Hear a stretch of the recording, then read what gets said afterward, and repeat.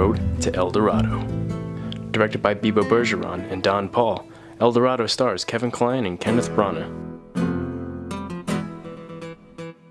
A couple of con artists somehow manage to get their hands on a map of the legendary El Dorado. After accidentally boarding a boat and setting off to sea, it seems they are locked in for an adventure of a lifetime.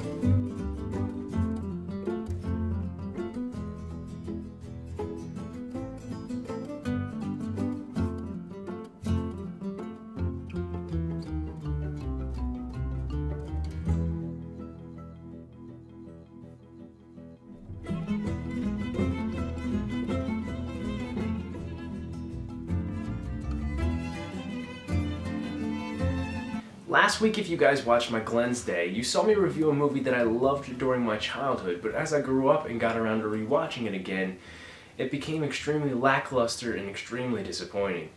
This week, we're going to go back in time again and review a movie that I loved again during my childhood, The Road to El Dorado.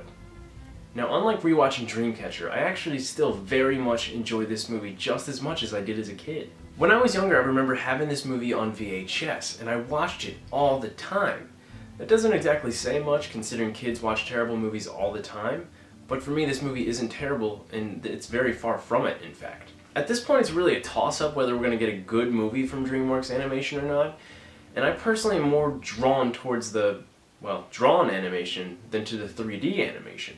That doesn't just go for Dreamworks, but many studios have stopped using drawn animation, and I wish they'd still at least dabble in it because it makes for such great classic films just like this one. This movie is 17 years old now, and that's not that old compared to most drawn animation, but it still holds up incredibly well. The colors alone that they use in this film is just something breathtaking. Each scene that you watch is just something absolutely beautiful that you get to see, and it's something a lot of movies could learn from.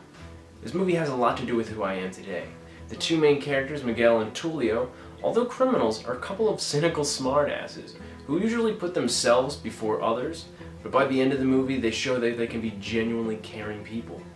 Watching this movie as a kid, I couldn't help but to look up to these two guys, because they were absolutely hilarious in every scene they are in, and they just click so well.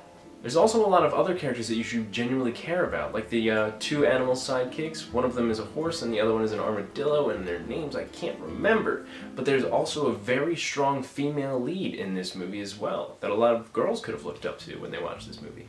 Besides the animation and the characters in this movie had a spectacular soundtrack, made by none other than Elton John and Hans Zimmer. They created a really great handful of songs that are just super catchy, and it'll have you singing them right after the movie's over.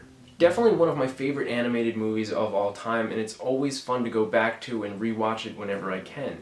And I fully recommend that you do as well, especially since it's on Netflix at this moment.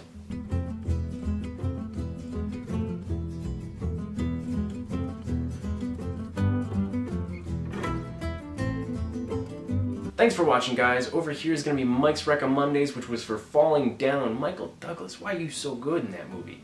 Over here is my last week's, which was Dreamcatcher. In the middle here is going to be a subscribe button. Down below that is a like-dislike button, and down below that is a comment section. Tell me whether or not you liked Road to El Dorado.